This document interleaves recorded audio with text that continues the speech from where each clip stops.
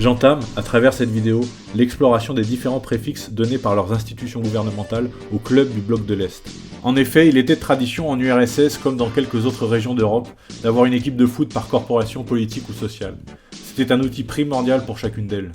Et commençons ce tour des sections par la branche police, sans doute la plus homogène en termes d'appellation, avec Dynamo comme préfixe commun aux clubs encore existants appartenant à cette division. Le projet est né au sein de la GPU, originellement la Tchéka, qui était la police d'État de l'Union soviétique.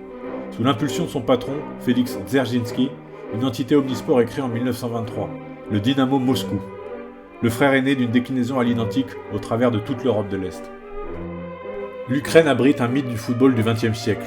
En 1927, le 13 mai, naît le Dynamo Kiev, probablement sportivement le plus grand des dynamos. Multiple vainqueur du championnat du RSS, il est présentement un cadre du championnat national. Doublement couronné en C2, il a sans contestation le plus gros palmarès de la police. Vainqueur de la Coupe des Coupes en 1981, le Dynamo Tbilissi est un des représentants géorgiens du mouvement. Il fait partie, aujourd'hui, des dominants de son championnat à l'instar de son quasi-jumeau de Batumi. Pour la Biélorussie, nous avons le Dynamo Minsk, club satellite du régime soviétique, créé en 1927. Il remporte le championnat de l'Union en 1982, et c'est son seul titre à cette échelle.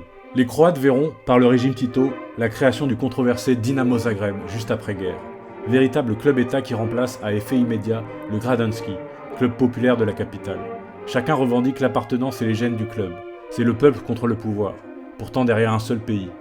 Il finira, après entre autres un court naming Croatia, par jumeler les deux institutions par le biais du GNK Dynamo Zagreb. Calqué sur le modèle soviétique, le régime communiste roumain, par l'intermédiaire de son ministère de l'Intérieur, crée le Dynamo Bucarest. Il est le club de la Securitat, police politique du pays et frère ennemi légendaire du Steaua, avec lequel il se disputera, sur fond de paranoïa et d'espionnage, les faveurs du pouvoir de Nicol Ceausescu, afin d'asseoir, entre autres, une domination sportive.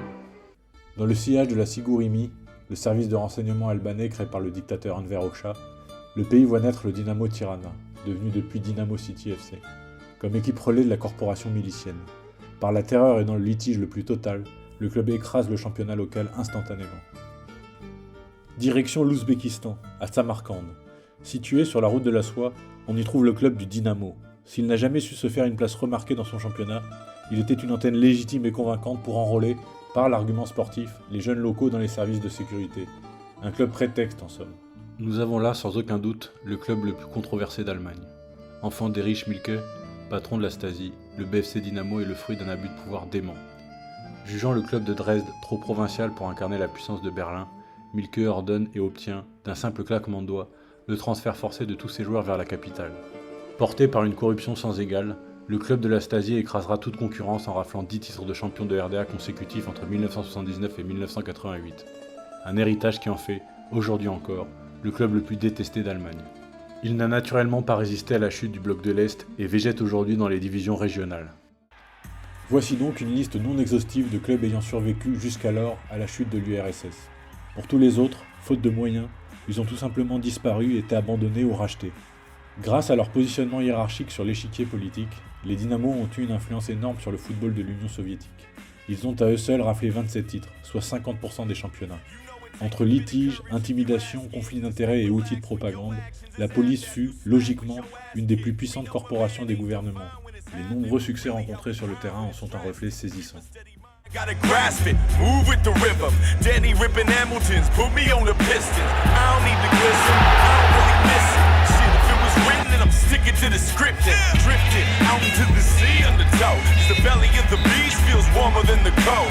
Twisting my beliefs, trying to feel like a rogue. I was laying with the fleas just to come up with the dogs. Oh, you already know. There's another crack.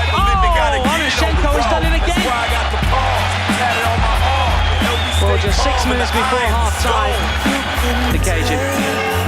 And it's Dynamo Kiev that will lift the trophy for the first time, and how many more?